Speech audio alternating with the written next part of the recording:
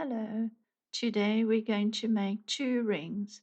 These are the easiest rings you will ever make, and such easy instructions to follow. And there are lots and lots of variations you can do with this. Let's get started.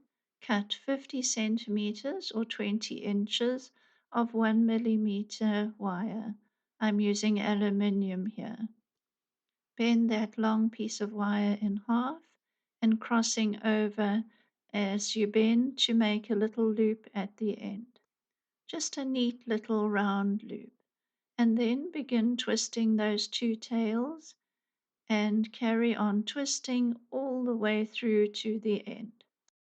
Make sure that the twist is reasonably straight. And now you're going to take the tail and thread it through that loop. Feed it through and pull it up to a small circle. And this small circle is going to be your ring band. So you just keep on adjusting it until it is the right size.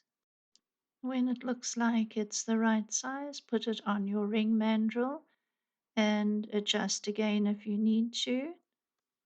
Tap gently with a metal hammer to just set that ring band and to lock in the wire at the top. This little bit is important. Bend that wire backwards and settle it with maybe a tap with a hammer so it's bending backwards away from the loop on top of itself for just a tiny millimeter or two. The next step is very easy and just relax and start winding that long tail around and around. So your center is where the loop is, and then you're building on that center. Just keep winding around and around. Make sure it's flat so it doesn't pull in, and that each round touches the last one. Just wind gently but firmly, and you want it to form one unit. Keep going until you've used up all your wire, and then you're going to take that end and anchor it around the nearest ring band side. Can you believe how easy that was? It's so effective and so quick and easy. Now we're going to just embellish that middle.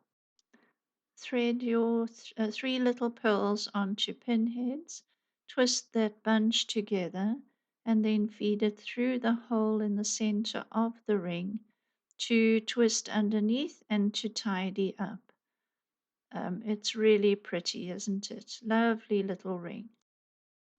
Now we're going to go ahead and make the same design but in copper. It's a little bit different. Taking the same length of copper wire, 1 millimeter, 50 centimeters long, 20 inches, bend in half and make your loop.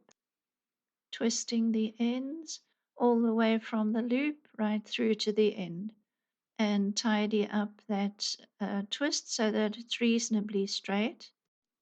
The tail of the twist goes through the loop.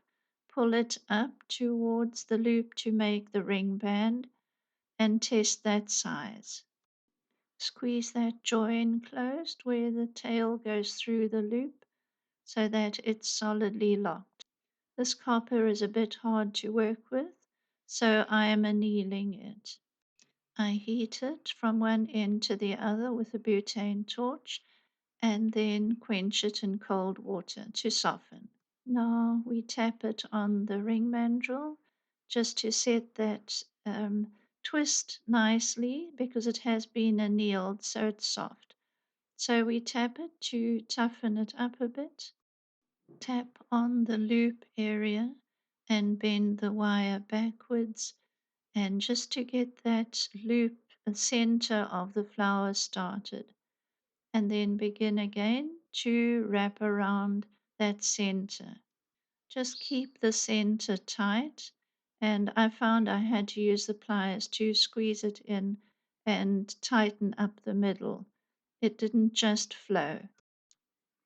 Keep wrapping around and around with the full length of that twist. Keep going, build up the size of the flower, and then finishing off to bend the last end around the band and finish it neatly. We're going to polish up that ring before we add the embellishments. It'll be much easier. I clean it up with steel wool or a wire brush, and it does look very pretty at this stage. You don't even need to decorate it. I do like the look of this polished copper wire that, having been burnt and annealed and polished, it looks quite vintagey, doesn't it? Here again, we take a few pinheads. I've got some pretty little copper ones with those pearls. Thread them on, twist the bunch together, and thread it through the hole in the center of the ring, center of the flower, and then finish it at the back. Here you could use any little beads or stones of your choice and do the same thing, but just using those and not the pearls. I think there are lots of ways we could decorate this ring. Remember, once you have threaded this little cluster through the center of your ring and underneath, to go in on the underneath side and curl it, cut it if they're too long, curl it up, nest it up into the roof of that ring so that they won't fall out, they won't scratch you, and they'll stay nice and secure. Do remember that we all have so much more artistic ability than we think we have, and to let it go a little bit. Use your own ideas, or even sketch out a few ideas with a few colored pencils and see what it would look like in a variation. I think it's amazing that we can all use one technique to make a piece of jewelry, but each person's work will look slightly different because of their own personality. Put your personality into it, it's fine. Let me know what you've been making and how your rings have turned out.